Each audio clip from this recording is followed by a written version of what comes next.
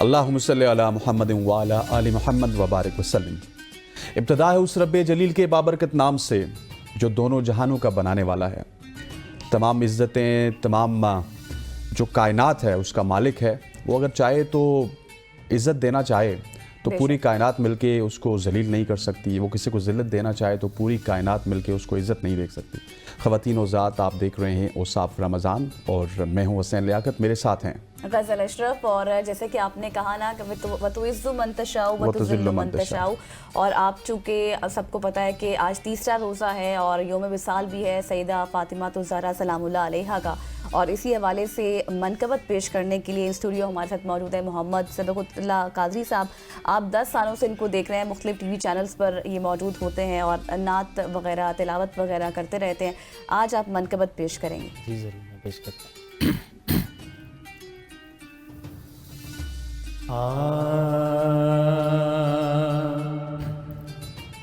پڑا ہوں در پہ تیرے مثل کا یا زہرا، پڑا ہوں در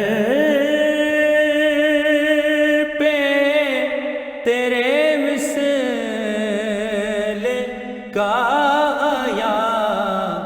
زہرا، ملے فقیر کو خیرات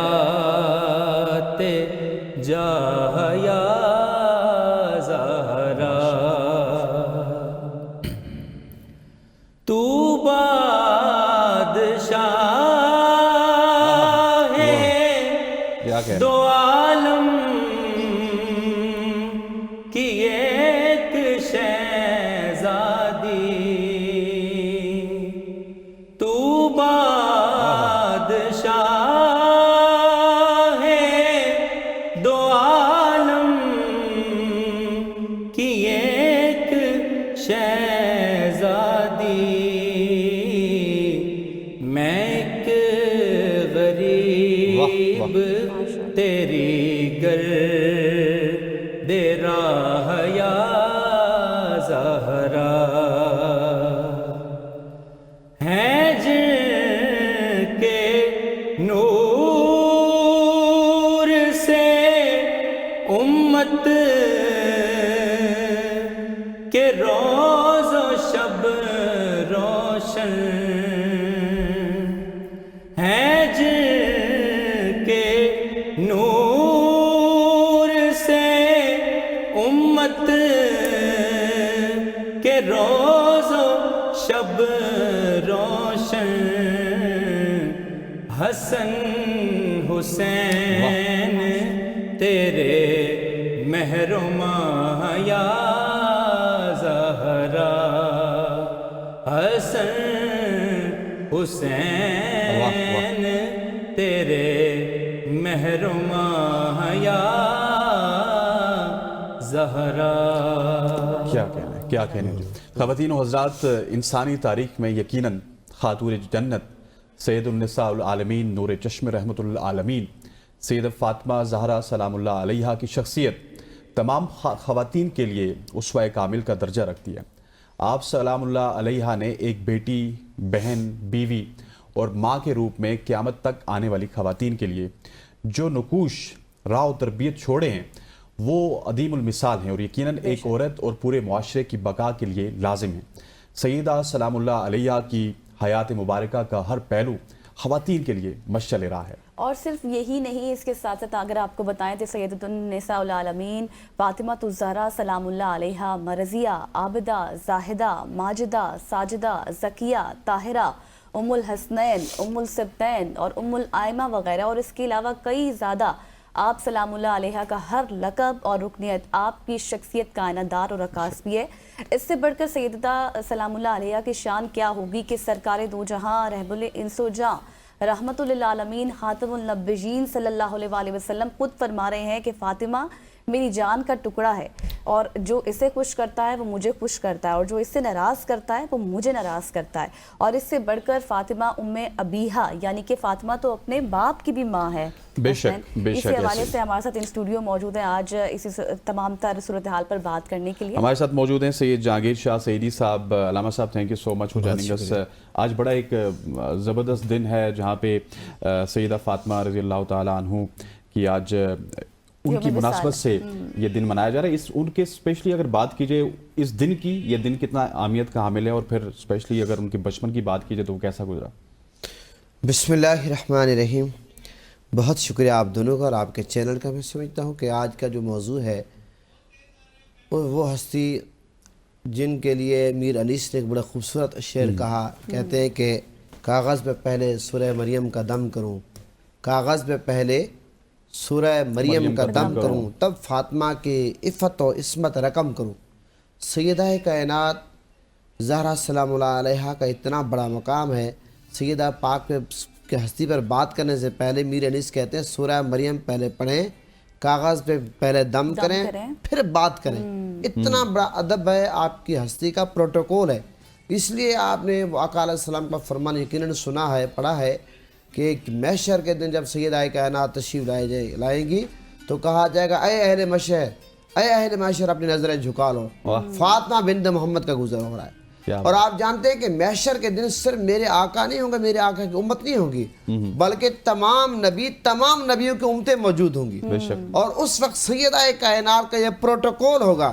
جب سیدہ پاک تشریف لائیں گی, سیدہ پاک کی سواری تشریف لائیں گی تو کہا جائے گا اے اہل محشر اپنی نظروں کو جھکا لو, فاطمہ بنت محمد کا گزر ہو رہا ہے. اور اس حدیث پر جب عشاقان مصطفیٰ, غلامان مصطفیٰ, حضور کی آل سے محبت کرنے والے, حضور کے غلام, حضور کی سیدہ پاک کا ادب کرنے والے لکھتے ہیں کہ بی بی پاک کا جب نام آئے, پہلے تو یہ ہے کہ بی بی پاک کے القابات اتنے ہیں, مخدومہ کائنات, سیدۃ النساء, بے شمار القابات ہیں. بی بی پاک کو القابات سے پکارنا چاہیے, لیکن جب نام لیں تو اس وقت سر جھک جانا چاہیے. میں ہمیشہ, آج صبح میں ایک جگہ درس دے رہا تھا اپنی مسجد میں نے بات کی, ٹیلی ویژن میں یہ بات میں کرتا رہتا ہوں, مختلف اجتماعات میں ہمارے نقیب حضرات, ہمارے خطبہ, ہمارے نعت خوان حضرات جب بی بی پاک کا نام لیں تو ان کا سر جھک جانا چاہیے. بی بی پاک کے نام کا یہ پروٹوکول ہے, یہ بی بی پاک کے نام کا پروٹوکول ہے. اور پھر آپ یہ دیکھیں کہ آقا علیہ السلام نے آپ کا نام فاطمہ رکھا, فاطمہ کو دوزخ کی آگ سے دور رکھا. یہاں تک آتا ہے کہ بی بی پاک کا نام فاطمہ اس لیے رکھا آپ کو اور آپ کے محبین کو دوزخ سے دور رکھا. اور آپ کا نام زہرا, زہرا ایسے کہ جس طرح زمین والے چمکتے دمکتے تاروں کو دیکھتے ہیں, ہمارے لیے تارے چمک رہے ہوتے ہیں, آسمان والوں کے لیے زمین پہ سیدہ زہرا چمک دمک رہی ہوتی ہیں. یہ سیدہ زہرا کا, یہ آپ زہرا اور فاطمہ بھی غور کریں. اور پھر آپ یہ دیکھیں میرے آقا نے بی بی پاک سے جو پیار کیا. آقا علیہ السلام کا معمول تھا جب میرے آقا کہیں سفر پہ, کہیں باہر گھر سے تشریف لے جاتے, پورے خاندان میں سب سے آخر میں آقا علیہ السلام بی بی پاک سے ملتے, اور جب واپس تشریف لاتے سب سے پہلے بی بی پاک سے ملتے. اب یہ بات انسان سوچنے میں مجبور ہو جاتا ہے, آخر میں ملے پھر واپسی میں سب سے پہلے ملے, کیوں کہ آقا علیہ السلام کو سیدہ کائنات سے اس قدر پیار کہ میرے آقا چاہتے تھے کہ بی بی پاک اور میرے آقا کے ملاقات کے درمیان گیپ کم سے کم ہو. میرے آقا زیادہ جو ہے برداشت نہیں کر سکتے تھے. اور پھر جب میرے آقا نے, آپ کو پتہ ہجرت فرمائی تھی, سیدنا صدیق اکبر رضی اللہ عنہ میرے آقا کے ساتھ تھے, بی بی پاک اس وقت مکہ پاک میں تھی. بی بی پاک نے بڑی مشکلات برداشت کی. جب آقا علیہ السلام پہ آپ کو پتہ ہے کوڑا پھینکنے والے کوڑا پھینکتے تھے, اور یہاں تک جنگ احد میں میرے آقا کے دانت مبارک شہید ہوئے, تو اس وقت بی بی پاک پہرا دے رہے, سایہ دار درخت کی طرح آقا علیہ السلام کے ساتھ تھی. یہاں تک آپ دیکھیں میرے آقا ہجرت فرما کر مدینہ پاک روانہ ہو گئے, تو بی بی پاک بعد میں تشریف لائے. جب میرے آقا نے مدینہ پاک کے حالات کا جائزہ لیا کہ یہاں کے حالات اچھے ہیں, یہاں کے لوگ اچھے ہیں, محبت کرنے والے ہیں, پھر آقا علیہ السلام نے بی بی پاک کو بلایا, سیدنا صدیق اکبر کے فیملی اور بی بی پاک وہاں سے یعنی کہ مکہ پاک سے پھر مدینہ پاک گئے. تو ایک بیٹی پہ کیا گزری ہوگی جب باپ ہجرت کر کے مکہ چھوڑ کے مدینہ جا رہا ہے, دشمنوں کی وجہ سے, خطرات کی وجہ سے, اور مشرکین کفار کے وجہ سے جو تنگ کرتے تھے ان کی وجہ سے. حضور نے فرمایا مکہ تو مجھے بڑا پیارا ہے, اگر یہ مجھے مجبور نہ کرتے میں تو جنت چھوڑتا. تو سیدہ پاک نے بچپن ہی میں بڑی آپ کو مشکلات کا سامنا کرنا پڑا. اور آپ نے جس طرح آپ نے اپنے انٹرو میں فرمایا کہ آپ ایسے آپ کو بیوی دیکھیں تو آپ نے مولا علی کی اتنی خدمت کی کہ آپ نے خدمت میں کوئی کمی نہیں چھوڑی. آپ نے کوئی ایسی ڈیمانڈ نہیں کی جو مولا علی پوری نہ کر سکے.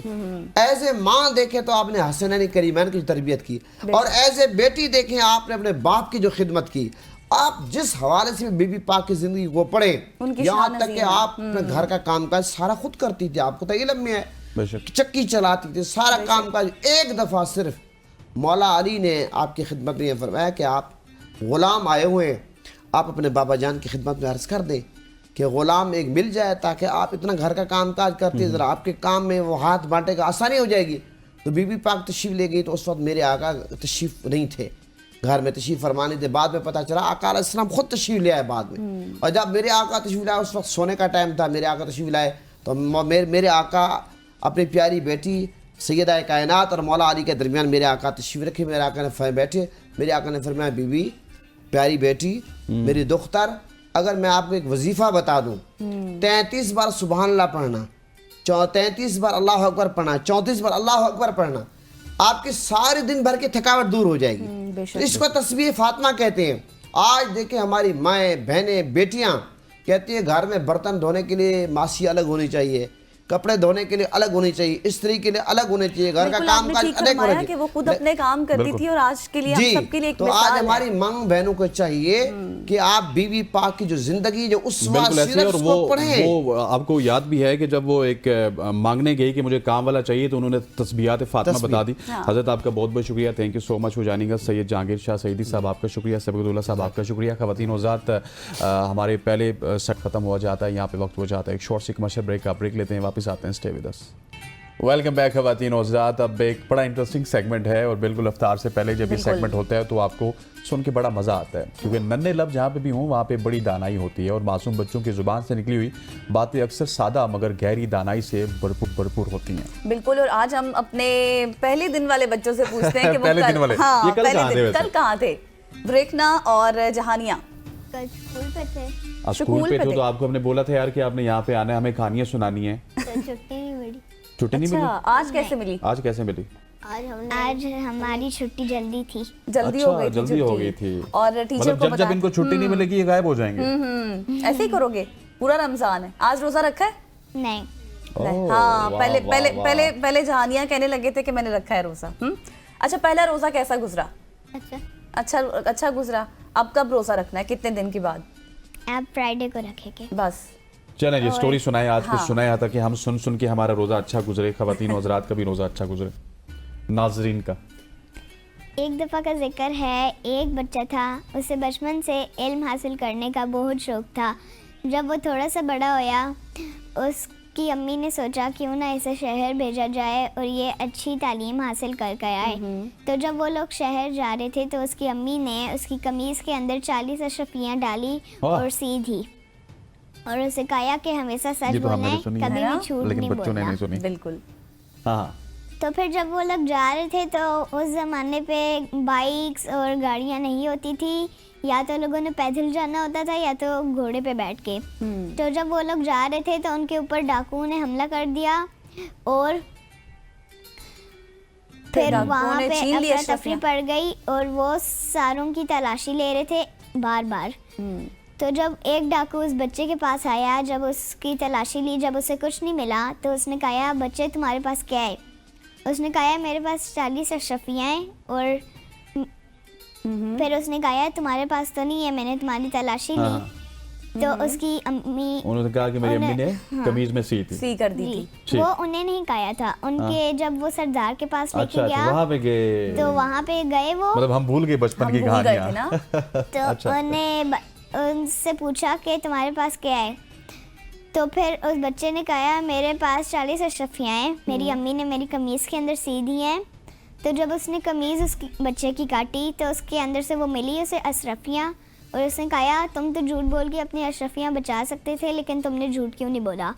اس نے کہا میری امی نے کہا تھا کہ ہمیشہ سچ بولنا ہے, کبھی بھی جھوٹ نہیں بولنا, ہمیشہ سچ بولنا چاہیے. اور یہ شخصیت کون تھی؟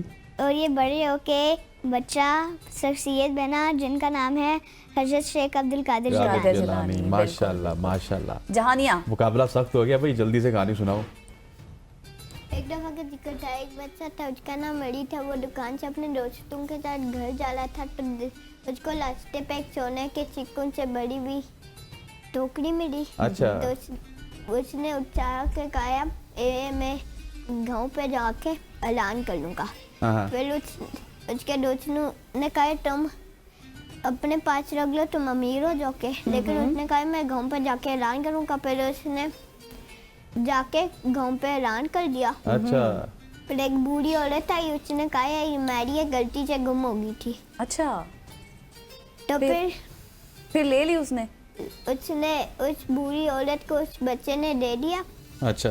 और फिर बदले पे उस बूढ़ी औरत ने उसको 2 सोने के सिक्के दिए। ओहो। तो उसने कहा लेकिन मुझे इनाम नहीं चाहिए, सिर्फ आपका सुकून और आपकी खुशी चाहिए। अच्छा, क्या बात है, क्या बात है। जबरदस्त। इससे हमें पता चला क्या पता चला, ये तो बताओ। हमें कभी झूठ नहीं बोलना होता, सच बोलना होता है। सच बोलना होता है और किसी लालच को देख के काम नहीं करना होता। हाँ, लालच बुरी बला। लालच बुरी बला है। हमें ये देख के काम करना होता है कि अगला राजी हो जाए, अल्लाह ताला राजी हो जाए, और इस वजह से हमें काम करना है। बिल्कुल ऐसे ही है। और जहानिया और बरेकना ने आज हमें बड़ी ज़बरदस्त कहानियाँ बताई हैं, है ना, हमें सबक हासिल हुआ इन कहानियों से। तो यहाँ पर जी नाज़रीन लेंगे ब्रेक, और ब्रेक के बाद दोबारा हाजिर होंगे। उसाफ़े रमज़ान की खुसूसी ट्रांसमिशन का सिलसिला जारी है, हमारे साथ रहिएगा।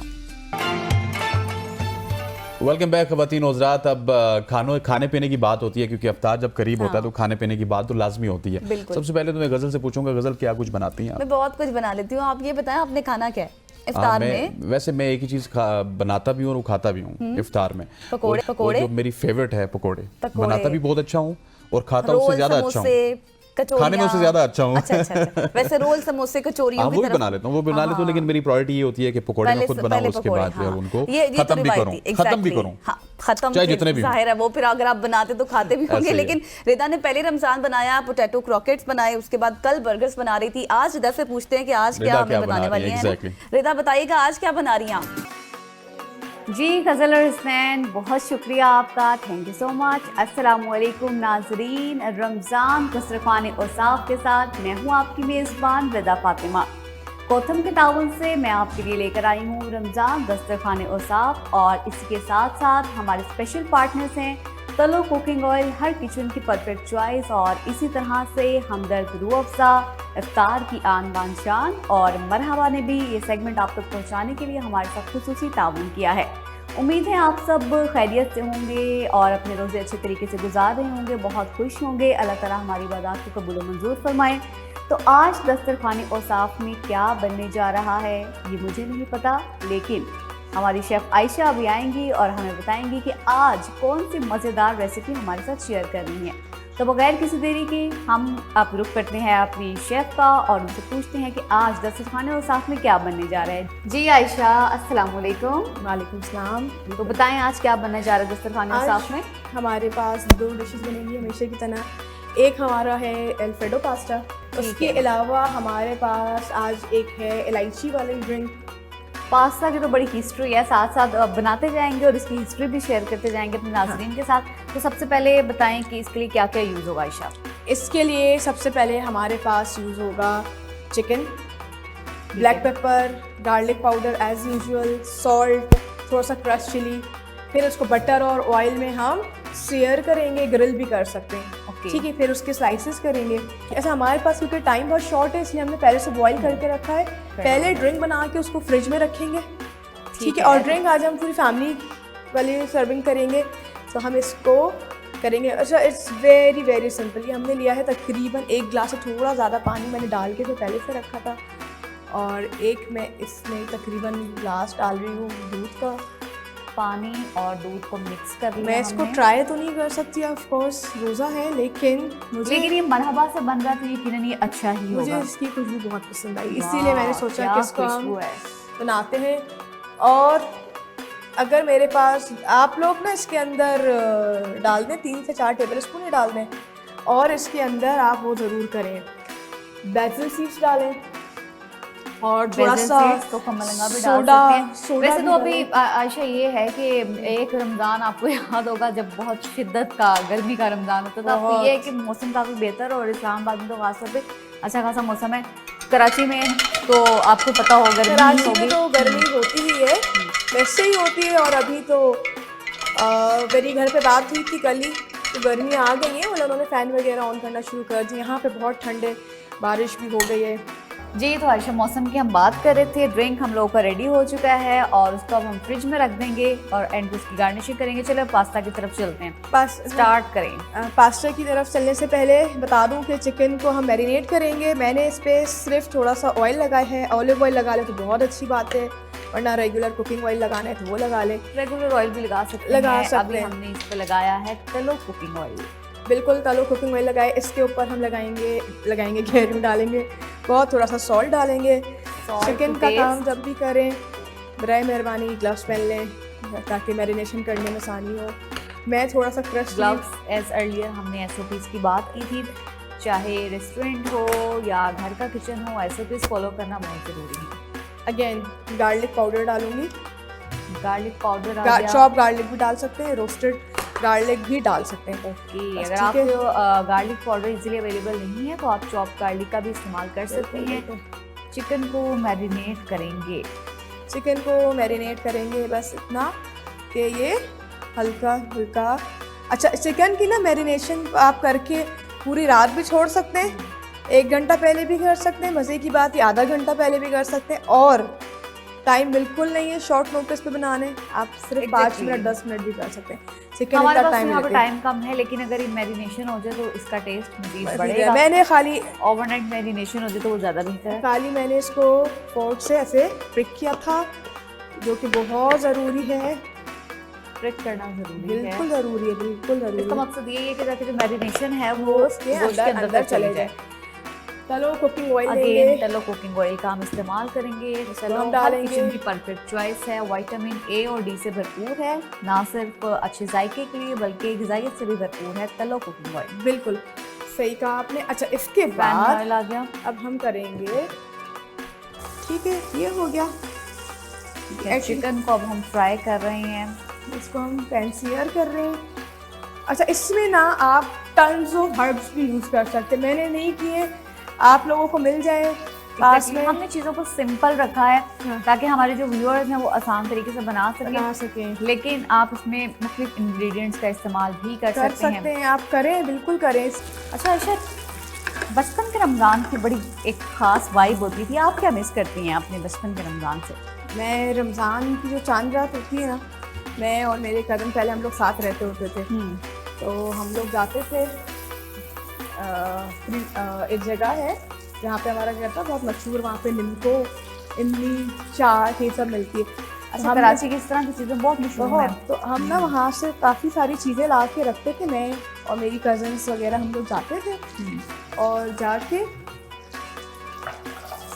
रेसिपी बताते चलूँ। अब हम पास्ता बनाने लगे, जाते थे हम और वहाँ से हम लेके आते थे सारा कुछ ना उसके लिए, पोस्ट इफ्तार के लिए। इफ्तार के बाद क्या खाएंगे, इफ्तार के बाद हम ये खाएंगे, वो खाएंगे कॉफ़ी के साथ, क्योंकि मैं I am a coffee person, तो मैं कॉफ़ी के साथ। मोस्टली इफ्तार के बाद खाना नहीं खाया जाता। नहीं, हम ये छोटे छोटे नहीं होते जो मंचिंग की चीज़ें होती हैं, चिप्स हो गए। अभी पहले ऐसा भी होता था ना आयशा के सहरी तक जाग लिया, लेट नाइट फुर्सत होती थी। अब तो अपने अपने काम है, अपनी जॉब है, सोती ही नहीं हूँ। इस स्टेज पे आप इस पे डालेंगे चॉप्ड गार्लिक या गार्लिक पाउडर। ओके, ठीक है, इसको फ्लेवरफुल बनाने के लिए। बिल्कुल। अच्छा, गार्लिक की खास बात ये है जिस चीज़ में डालो उसका टेस्ट बड़ा ज़बरदस्त हो जाता है और खुशबू भी बड़ी अच्छी होती है। बड़ी अच्छी होती है। इसको थोड़ा कम करेंगे हम। इसके बाद इसमें हम डालेंगे क्रीम, गार्लिक पाउडर आ गया, हाँ, अब और क्रीम आ गई। एक पूरा कप हम क्रीम का डालेंगे। ठीक है, क्वांटिटी भी साथ साथ बताते जाइए। हाँ। अब मैं इसमें बहुत हल्का सा सॉल्ट डालूंगी क्योंकि हमारे चिकन में ऑलरेडी सॉल्ट है, और ब्लैक पेपर बहुत हल्का सा डालेंगे। डलता वाइट पेपर है, मुझे वाइट पेपर की स्मेल बिल्कुल पसंद नहीं है, तो मैं डाली हूँ ये ब्लैक पेपर और क्रश रेड चिली या रेड चिली फ्लेक्स आप इनको बोलें। कुछ लोग डालते हैं, कुछ नहीं भी डालते। इसकी जगह वैसे इससे कोई फ़र्क पड़ता है? ऑफ कोर्स थोड़ा सा हीट आती है, फ़र्क पड़ता है। और मतलब अपनी स्पाइस टॉलरेंस के मुताबिक आप इसमें डाल सकते हैं। थोड़ी चिली फ्लेक्स सी डालना पामेजान में चाहते हैं या नहीं डालूंगी, डालना चाहते? अभी थोड़ी सी डालूंगी मैं उसके ऊपर, और इसको हम ओके, करेंगे थोड़ी बस सी लास्ट में डालेंगे एक और दफ़ा अभी मिक्स करेंगे मिक्स करेंगे इसको। और फिर हम इसके अंदर जो है अपने पास्ता को बॉइल्ड डालेंगे। पास्ता को करेंगे टॉस। अच्छा, रमज़ान के जब अभी तो खैर रमज़ान शुरू ही है, जब थोड़े रोज़े आगे बढ़ते हैं ना, मेहमान भी आते हैं, तो हम सॉस में अच्छे से टॉस करेंगे। ठीक है, इसके लिए कोई खुला बर्तन भी यूज़ कर खुला सकते हैं बर्तन ही यूज़ अपनी करें। क्वांटिटी के मुताबिक, हाँ जी, ताकि बिल्कुल ये करें। साथ में स्टिक हम ना इसको करे जो है और सॉस भी इसके मुताबिक ही बनाए। जी आयशा, आप क्या कर रही हैं? मैं इस पे अब जो हमने चिकन को सेयर किया था यस, वो अच्छा लगा ये रही। देखें, चिकन को हमने ऐसे कट कर लिया स्लाइसेस की शेप में, हाँ जी, बटरफ्लाई करके, और उसको हमने बटरफ्लाई करके उसको बटरफ्लाई कट किया मतलब है। बीच से हमने दो उसके वो किए थे। ओके। अच्छा, चले जी, अच्छा, ये हो गया। पार्मेजान ऊपर से इसके भी ऊपर आ हमने जाओ। पार्मेजान डाल देना है, ऊपर से थोड़ा सा पार्मेजान आप किसी भी फॉर्म में डाल सकते हैं, फ्रेश पार्मेजान लेके वो भी कर सकते हैं, ये डाल दें। ये तैयार बन भी हो गया। जाता है, उसको स्टोर करना भी ड्रिंक को इजी है। हम अब डिश आउट करते हैं। अपनी ड्रिंक को डिश आउट करेंगे, ड्रिंक final को look हम देंगे करेंगे और बस। फिर हमने इसमें ना क्या करना है, थोड़े से ना हम कहेंगे कि जी इसमें हमने वो डालने हैं। आप लोगों को आइस क्यूब पसंद है, डालने मुझे बहुत पसंद है, लेकिन मेरी आवाज़ बिल्कुल इजाज़त नहीं देती कि मैं भी बर्फ़ वगैरह का बिल्कुल इस्तेमाल अपनी करूँ। सेहत का भी ख्याल रखें, ऐसा ना हो कि जायकों के चक्कर में और आप जो बिल्कुल हमने अपनी ये सेहत अपना खराब कर लें। इलायची वाला ड्रिंक बनाया था, मरहबा इलायची स्पेशल ड्रिंक है तो ये, ये जो आज आपका हमारे हो किचन गया। में बना है। ये आपका बन जाएगा। जी, हसनैन और गज़ल हमारी आज की डिशेस बनकर तैयार हो गई हैं। स्पेशली गज़ल को मैं दिखाना चाहूँगी उसके फेवरेट पास्ता। और क्या हैं डिशेस के नाम हम जिन्होंने बनाए, आयशा वही बताएंगी।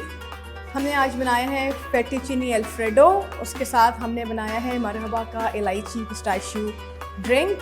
बिल्कुल, और ये आप भी अपने घरों पे लाजमी ये रेसिपीज़ ट्राई करें और अपना फीडबैक ज़रूर दें। और इसी के साथ ही मुझे अपनी मेज़बान रज़ा फातिमा और शेफ़ आयशा को दें इजाज़त। रमज़ान दस्तरखान औसाफ से हमें दीजिए इजाज़त। अपना बहुत सारा ख्याल रखिए। अल्लाह हाफ़िज़।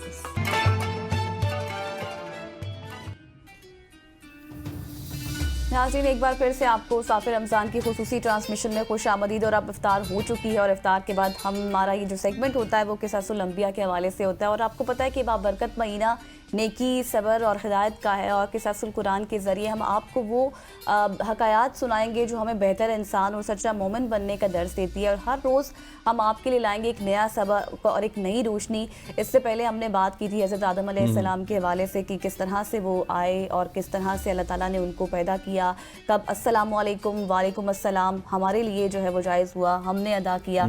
और आज जो है वो इसी पर बात करने के लिए बिल्कुल ऐसी आज हज़रत आदम के हवाले से तो आपने बात सुन ली, आज बनी इसराइल के हवाले से बात करेंगे। बनी इसराइल जहाँ पे बहुत सारे पैगम्बरों को उतारा गया, उनको हिदायत देने के लिए उस कौम को। लेकिन बनी इसराइल की तारीख कुरान पाक में कई बार बयान की गई। ये वो कौम है जिसे अंबिया की क़यादत मिली, मौजज़ात दिखाए गए, मगर नाफरमानी और नाशुक्री ने इन्हें ज़वाल की राह पर डाल दिया। आल्दो कि आज भी बनी इसराइल कहीं ना कहीं पे मौजूद हैं, लेकिन आज हम उनके उरूज व ज़वाल की इस दास्तान से सीखने वाले आम असबाब के ऊपर रोशनी डालेंगे। हमारे साथ मौजूद हैं डॉक्टर शहबाज अली भाई साहब। सर, वैसे बनी इसराइल के हवाले से बात की जा रही है कि वो उनके ज़वाल की कहानी, लेकिन आज भी अगर देखा जाए तो ये जो यहूद व नसारा का ताल्लुक़ है बनी इसराइल से ही है। तो बनी इसराइल के किस्से का अगर स्टार्ट किया जाए तो आप कहाँ से इसको शुरू करेंगे? बिस्मिल्लाहिर्रहमानिर्रहीम। जिस तरह हमने आगाज़ किया था कुरान हकीम की आयत से, इसी तरह हम आज वैसे ही आगे बढ़ेंगे। इब्तिदा में ही जब हम देखते हैं सूरह अल-बक़रा को, तो उसमें कुरान हकीम कुछ आयत के बाद ही जो है वो बनी इसराइल का तज़किरा छेड़ देता है। हालांकि बनी इसराइल जो है इसका तज़किरा बड़ा इंटरेस्टिंग है।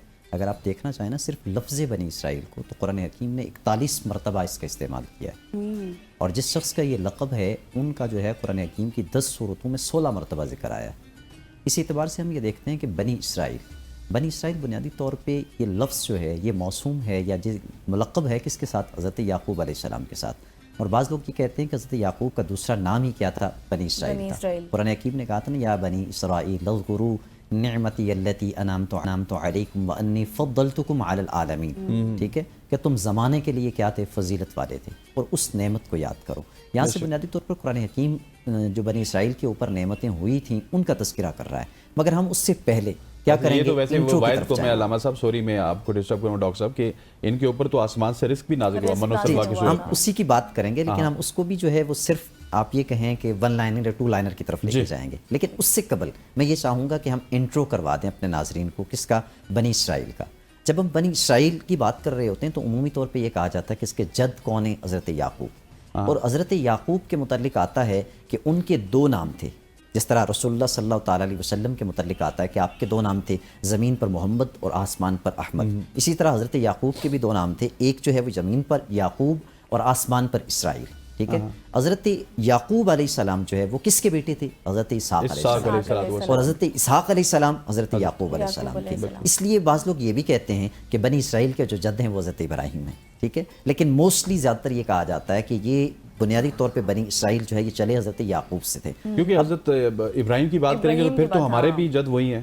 الٹیمیٹ بات یہ درست ہے، لیکن سارے پیغمبر ایک طرف اسحاق سے آئے اور ہم جو ہے وہ بنیادی طور پہ قرآن حکیم اور بائبل کے اندر یہ چیز مشترک ہے، سملر ہے حضرت ابراہیم کے بنی اسرائیل کے جد ہونے کے حوالے سے۔ قرآن بھی کہتا ہے نا انی جاعلک للناس اماما، سب سے پہلے اگر کسی کو امامت کے منصب پر فائز کیا گیا تو وہ کون ہے؟ حضرت ابراہیم علیہ السلام، ٹھیک ہے۔ لیکن ہم چونکہ حضرت یعقوب کو جو ہے موضوع بنا رہے ہیں، اب حضرت یعقوب علیہ السلام جو ہے ان کے 12 بیٹے تھے، ٹھیک ہے، اور ان 12 بیٹوں کے آگے جو ہے وہ اولاد چلی۔ میں ان کے نام جو ہے وہ آپ کو گنوا دیتا ہوں، انٹرسٹنگ یعنی دلچسپی کے لیے، تاکہ آپ کو آئیڈیا ہو کہ حضرت یعقوب کے 12 بیٹے کون تھے۔ حضرت یعقوب کی بنیادی طور پہ بعض لوگ کہتے ہیں کہ 2 شادیاں تھیں، بعض کہتے ہیں 4 شادیاں تھیں۔ جو کہتے ہیں 2 شادیاں تھیں ان کے متعلق یہ ہے کہ ایک بیوی کا نام الیا تھا جن سے جو ہے وہ 10 بیٹے تھے، اور ایک کا نام راحیل تھا جس سے 2 بیٹے تھے، ٹھیک ہے۔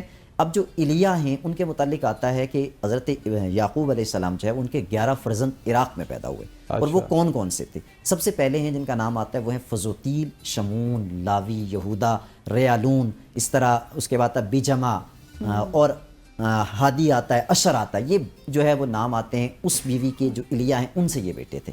ان سے پھر آگے جو یہود ہیں ان کے قبائل چلے۔ اب 2 بیٹے الگ رہ گئے جن کا میں نے تذکرہ نہیں کیا، اور میں نے پہلے کہا کہ راحیل سے تھے۔ کون سے تھے؟ ایک تھے حضرت یوسف علیہ السلام، اور دوسرے تھے کون؟ حضرت بنیامین کے متعلق آتا ہے کتب تاریخ میں کہ آپ جو ہے وہ کنعان، موجودہ فلسطین کی اگر آپ بات کریں تو وہاں پیدا ہوئے۔ باقی سارے کے سارے 11 بیٹے کہاں متولد ہوئے؟ عراق میں متولد ہوئے، ٹھیک ہے۔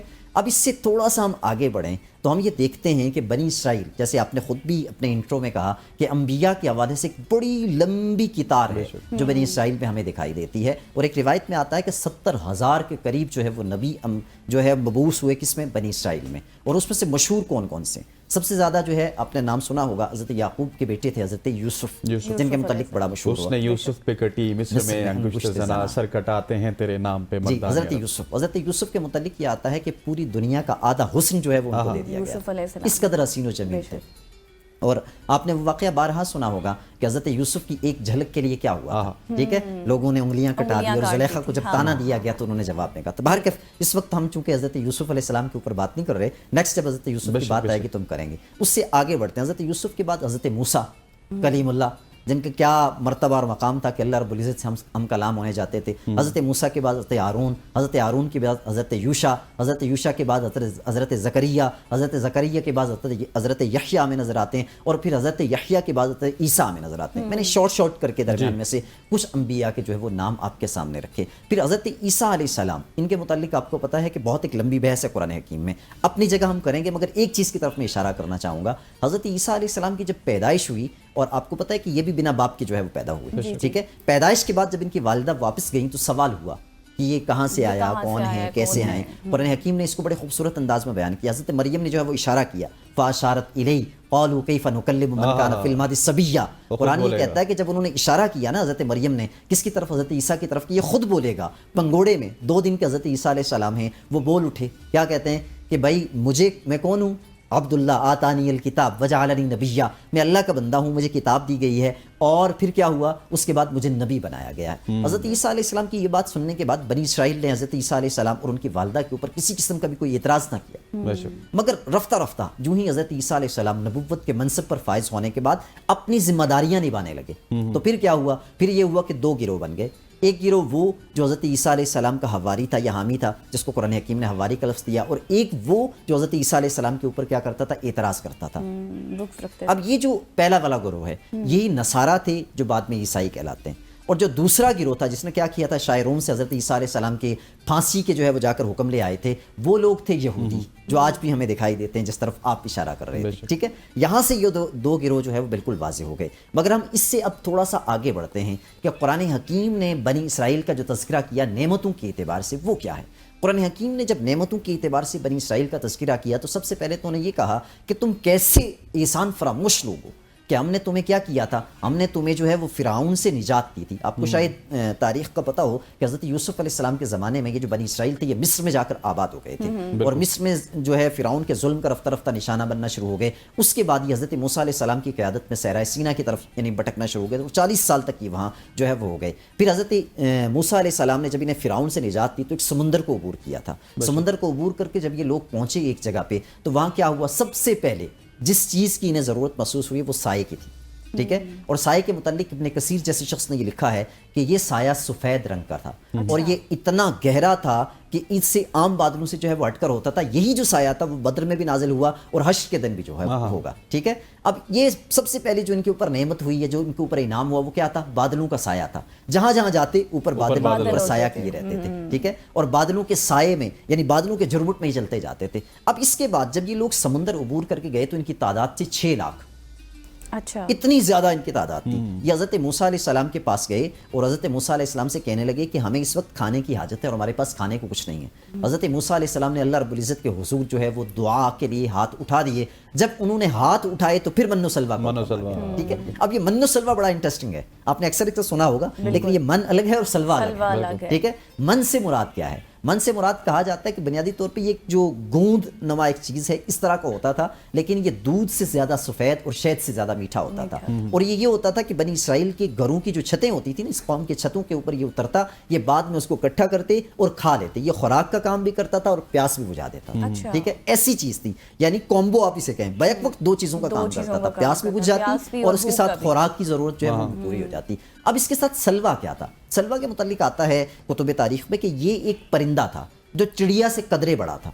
یعنی عام چڑیا سے قدرے بڑا تھا، اور اس کا جو ہے مطلب خوراک بننا بنی اسرائیل کا یہ بڑا انٹرسٹنگ تھا. کہتے ہیں کہ اس سے قبل کیا ہوتا تھا، ایک سرخی مائل ہوا چلتی تھی اور جتنے بھی پرندے ہوتے تھے وہ سارے کے سارے پرندے بنی اسرائیل کے گھروں کے قریب اکٹھے ہو جاتے. بنی اسرائیل انہیں پکڑتے اور پکڑنے کے بعد انہیں بھون کر کھا لیتے. آپ یہ کہیں عام لفظوں میں یا جدید لفظوں میں کہ ان کو باربیکیو کرتے اور کھا لیتے. ٹھیک ہے، یہ دوسرا تھا. اب اس کے بعد تیسرا جو ہے، تیسرا کیا ہے؟ تیسرا بھی بڑا انٹرسٹنگ ہے. وہ یہ ہے کہ تیسرا انعام جو سب سے بڑا ہوا، جو کہ ہم مخصوص انعامات کو جب اٹھا رہے ہیں ٹوٹل کے اوپر بات نہیں کر رہے، تیسرا بڑا انعام یہ تھا کہ پھر انہوں نے حضرت موسیٰ علیہ السلام سے جب یہ کہا نا کہ ہمیں پانی کی حاجت ہے، ہمیں پانی کی ضرورت ہے، تو حضرت موسیٰ نے اللہ رب العزت کے حضور جو ہے وہ کیا کیا، دعا کی. تو حضرت موسیٰ علیہ السلام کی دعا کی وجہ سے اللہ رب العزت نے حکم دیا فالق عصاک، یہ جو تمہارے ہاتھ میں سوٹا ہے نا، یہ جو ڈنڈا ہے یا لاٹھی ہے، اس کو کیا کرو، پتھر کے اوپر مارو. ابن کثیر کہتے ہیں کہ یہ جو پتھر ہے یہ چقور نما ہوتا تھا. ٹھیک ہے، اور اس میں سے جو ہے وہ 12 چشمے نکلے. چونکہ بنی اسرائیل کے 12 قبیلے تھے، ہر قبیلے نے اپنا اپنا ایک چشمہ جو ہے وہ منتخب کر لیا. اب اس کے بعد اس کی ایک اور بڑی انٹرسٹنگ بات تھی، وہ یہ تھی کہ یہ جو پتھر تھا نا، بنی اسرائیل جہاں جاتے اس کو بیلوں کے اوپر لاتے اور لے جاتے. جہاں جاتے وہی لے جاتے انہیں، اور جہاں ان کا پڑاؤ ہوتا وہیں اس پتھر کو رکھتے. حضرت موسیٰ سے کہتے اس کے اوپر لاٹھی ماریے، اپنا عصا ماریے. حضرت موسیٰ عصا مارتے اور پانی نکل آتا اور اس سے وہ سیراب ہوتے. ٹھیک ہے، یہ سارے انعامات. اور یہ جو ہے آج کا ہمارا واقعہ تھا جس میں ہم نے سب سے پہلے بنی اسرائیل کا جو ہے وہ تعارف کروایا. اور بنی اسرائیل کا تعارف کروانے کے بعد ہم نے ان کی انعامات کی جو ہے وہ کیا کی، ایک قدرے یعنی مختصر سی بات جو ہے وہ کی اس صورت میں کی کہ ہمیں پتہ چل سکی کہ کیا کیا انعامات بنی اسرائیل کے اوپر ہوئے. انعامات کے اوپر آج ہم بات کر چکے ہیں، انشاءاللہ انعامات سے آگے کنٹینیو کریں گے. کل انشاءاللہ ہم جو ہے کن کن انبیاء کو بنی اسرائیل نے قتل کیا بے شک ادھر ہی جائیں گے. ڈاکٹر صاحب تھینک یو سو مچ ہو جانے کا. ڈاکٹر شہباز علی عبائی صاحب ہمارے ساتھ موجود تھے جو کہ بنی اسرائیل کے قصوں کے حوالے سے ہمیں بتا رہے تھے، ان کے انعامات کے حوالے سے بتا رہے تھے. اور جو آخری انہوں نے بتایا نا کہ جہاں پہ بھی وہ جاتے تھے پتھر لے جاتے تھے، اس کے اوپر عصا جو ہے وہ حضرت موسیٰ علیہ السلام کا جاتا تھا اور اس کے بعد وہاں سے پانی نکلتا تھا. خواتین و حضرات، آج کی افطار ٹرانسمیشن سے مجھے اس غزل کو دیجیے اجازت. اس کے بعد آپ پیغام حق سن سکیں گے ریاست علی شاہ صاحب کی زبانی. Stay with us. السلام علیکم ورحمۃ اللہ وبرکاتہ. الحمدللہ والصلاة والسلام علی رسول اللہ، اما بعد. آج ہم تیسرے پارے کے حوالے سے بات کریں گے. تیسرے پارے کا آغاز ان الفاظ سے ہوتا ہے: اعوذ باللہ من الشیطان الرجیم، بسم اللہ الرحمن الرحیم. तिलका रुसुल फद्दलना बअदहुम अला बअद मिनहुम मन कल्लम अल्लाह व रफ़अ बअदहुम दरजात, कि ये रसूल हैं जिनमें से हमने बाज़ को बाज़ पर फजीलत दी है, और बाज़ वो हैं जिनसे अल्लाह ने कलाम की है, और बाज़ के दरजात को बाज़ से बुलंद रखा है। और इस पारे का अख्तिताम इन अल्फाज के साथ होता है, इन्नल्लज़ीना कफ़रू व मातू व हुम कुफ़्फ़ार फ़लन युक़बल मिन अहदिहिम मिल्उल अर्दि ज़हबा, कि जो लोग कुफ़र करते हैं और कुफ़र की हालत में फ़ौत हो जाते हैं, अगर वो ज़मीन भर कर भी फ़िदिया देना चाहें, सोना खर्च करें, तो उनसे वो हरगिज़ कबूल नहीं किया जाएगा। उलाइका लहुम अज़ाबुन अलीम, इनके लिए दर्दनाक अज़ाब है। वमा लहुम मिन नासिरीन, और इनके लिए कोई मददगार भी नहीं होगा। तो पारे का आगाज़ जिसमें अम्बिया और रसूल का तज़किरा है, और पारे का इख्तिताम जिसमें नबियों की दावत को ठुकराने वालों का अंजाम बयान किया गया है, मेरे और आपके लिए ये पैगाम रखता है कि इन तालीमात को अपना लो जो अम्बिया लेके आए हैं। जो तालीमात नबियों की हैं उन तालीमात को अपना लो, वरना अंजाम ऐसा भयानक होगा कि जिसे बर्दाश्त करना किसी के बस में नहीं है। इस बारे में बयान होने वाली अम्बिया की मुश्तरका तालीमात का जिक्र करेंगे। तो अम्बिया की तालीमात में से सबसे पहली तालीम जो सब की मुश्तरका तालीम है वो तौहीद का सबक है, वो तौहीद की तालीम है। इस पारे के इब्तिदा ही में अल्लाह ताला ने आयतुल कुर्सी, जो कुरान मजीद की सबसे अजीम आयत है, जो सबसे अफजल आयत है, उस आयत को अल्लाह ताला ने नाजिल फरमाया, और उसमें अल्लाह ताला ने अपनी तौहीद, अपनी पहचान करवाई है, और लोगों को बताया है कि अल्लाह ताला की तौहीद क्या अहमियत रखती है। और फिर आयतुल कुर्सी के विर्द के हवाले से आयतुल कुर्सी के पढ़ने के जो फ़ज़ाइल हैं, जो मनाक़िब हैं, कि सुबह शाम भी इसको पढ़ना है, हर नमाज के बाद भी इसको पढ़ना है, इसको पढ़ के दम किया जा सकता है, और इंसान अपनी हिफाजत करना चाहता है तो आयतुल कुर्सी इंसान को शैतान के शर से भी बचाती है, अल्लाह रब्बुल आलमीन के अज़ाबों से भी बचाती है। तो इस आयत को हमने याद, अल्हम्दुलिल्लाह मुसलमानों के बच्चे को याद है, लेकिन इसको मुस्तहज़र रखना और मौक़े पे पढ़ना ये इंतहाई अहमियत का हामिल है। तो अम्बिया की तालीमात में से सबसे पहली और बुनियादी तालीम तौहीद की तालीम है, जिसके लिए अल्लाह ताला ने तमाम के तमाम अम्बिया को भेजा। वलक़द बअसना फ़ी कुल्लि उम्मतिर रसूला, अल्लाह ताला फरमाते हैं कि हमने हर उम्मत के अंदर रसूल भेजे हैं, अन अबुदुल्लाह वज्तनिबुत तागूत, और उनके आने का मकसद ये था ताकि तुम लोगों अल्लाह की इबादत करो, अल्लाह की बंदगी करो, और तागूत और गैरुल्लाह की बंदगी से बच जाओ। फिर अल्लाह ताला ने इसमें तौहीद के और बहुत सारे दलाइल बयान किए। इब्राहीम अलैहिस्सलाम जिन्होंने तौहीद के लिए इतनी कुर्बानियाँ दी हैं, उनका तज़किरा फरमाया, और उनके तज़किरे में फिर जब उन्होंने नमरूद के सामने खड़े होकर अल्लाह की तौहीद का कलमा बुलंद किया और उसने कहा कि मैं भी इलाह हूँ, मैं भी रब हूँ, इब्राहीम अलैहिस्सलाम ने जब उसे लाजवाब किया, अल्लाह ताला उसका जिक्र करते हुए फरमाते हैं, क़ाला इब्राहीम फ़इन्नल्लाह यअती बिश्शम्सि मिनल मशरिक़ फ़अति बिहा मिनल मग़रिब, कि अगर तू अपने आप को रब कहता है तो मेरा रब वो है जो सूरज को मशरिक़ से तुलू करता है, तू इसको मगरब से ले आ। फ़बुहितल्लज़ी कफ़र, फिर वो लाजवाब हो गया। इसी तरह इसमें अल्लाह की तौहीद पे दलालत करने वाले ऐसे वाक़यात बयान किए गए हैं कि अल्लाह रब्बुल आलमीन 100 साल तक एक आदमी को मुर्दा हालत में रखने के बाद उसे ज़िंदा करते हैं और फरमाते हैं वंदुर इलल इज़ामि कैफ़ा नुनशिज़ुहा सुम्मा नक्सूहा लहमा, कि तुम हड्डियों को तो देखो कि कैसे हम इनको फैलाते हैं, फिर इनके ऊपर गोश्त चढ़ा देंगे। तो अल्लाह रब्बुल आलमीन दोबारा ज़िंदा करने के दलाइल और अपनी कुदरत कामिला का तज़किरा फरमा रहे हैं। इसी तरह फिर अल्लाह ताला की तरफ से मिलने वाली नेमतें, और फिर मरियम अलैहिस्सलाम के पास हज़रत ज़करिया जो फल देखा करते थे, उन्होंने जब देखा कि मरियम के पास बंद कमरे में बेमौसम फल आते हैं, और सवाल किया कुल्लमा दखल अलैहा ज़करिया अल-मिहराबा, जब भी ज़करिया अलैहिस्सलाम इबादत खाने में आते देखते वजद इंदहा रिज़्क़ा, कि मरियम के पास रिज़्क़ है। ये खालिक व मालिक की करम नवाजी थी ना, رزق دیکھتے. قال یا مریم انا لک ھذا، سوال کر لیا کہ مریم یہ کہاں سے آئے؟ قالت ہوا من عند اللہ، مریم علیہ السلام نے جواب دیا کہ یہ اللہ کی طرف سے ہیں. ان اللہ یرزق من یشاء بغیر حساب، اللہ جسے چاہتا ہے بغیر حساب و کتاب کے دیتا ہے، بغیر موسم کے دیتا ہے، جتنا چاہتا ہے نواز دیتا ہے. یہ تو اللہ کی عطا ہے. تو پھر زکریا علیہ السلام نے بھی اس موقع پر اللہ رب العالمین کو پکارا اور لوگوں کو یہ پیغام دے دیا کہ وقت کا نبی ہی کیوں نہ ہو، اللہ کی مرضی کے بغیر اگر اللہ اولاد نہ دینا چاہے تو اولاد نہیں لے سکتے. وہاں پہ اپنے رب سے دعا کی. ہنالک دعا زکریا ربہ قال رب هب لی من لدنک ذریۃ طیبہ انک سمیع الدعاء، پاکیزہ اولاد سے نواز، بے شک تو دعاؤں کو سننے والا ہے، تیرے علاوہ کوئی نہیں سنتا، تو سننے والا ہے. اب یہاں وہ لوگ کہ جن کی شادیوں کو 2 سال 3 سال گزرتے ہیں، ہر شخص پوچھ رہا ہوتا ہے جی کوئی امید بھی ہے، تو انہیں رب پہ ہمیشہ امید رکھنی چاہیے کہ اللہ کی مرضی کے بغیر کسی کو اولاد نہیں ملا کرتی. اللہ چاہے تو بڑھاپے میں دے دے، چاہے تو جوانی میں نہ دے، چاہے تو اللہ تعالیٰ بیٹے دے دے، چاہے بیٹیاں دے دے، چاہے کچھ بھی نہ دے، چاہے دونوں ہی دے دے. یہ تو اللہ کا فضل ہے، اللہ کا احسان ہے، اللہ کی مرضی ہے، جس کو جب چاہے جتنا چاہے نواز دے. پھر اسی طرح ابراہیم علیہ السلام کے کہنے پر اللہ تعالیٰ نے آگے یہ واقعہ بھی بیان کیا ہے کہ کس طرح پرندوں کو انہوں نے پہاڑوں پہ رکھا اور پھر انہیں بلایا اور وہ زندہ ہو کے ان کے پاس آ گئے، ان کے بلانے سے ان کے پاس آ گئے. اور یہ بھی رب کی توحید کا منہ بولتا ثبوت ہے. تو انبیاء کی دعوت میں سب سے پہلی اور بنیادی چیز اللہ رب العالمین کی توحید ہے، اور اللہ تعالیٰ نے اس بارے میں مختلف واقعات اپنی توحید پہ دلالت کرنے والے بیان فرمائے.